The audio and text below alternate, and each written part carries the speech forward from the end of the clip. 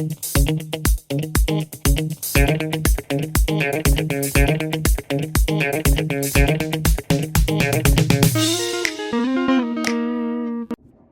there, it's me again.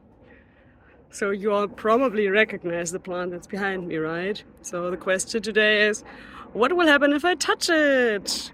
Although that one is too easy, right? So let's look at another question that might be a little bit more interesting.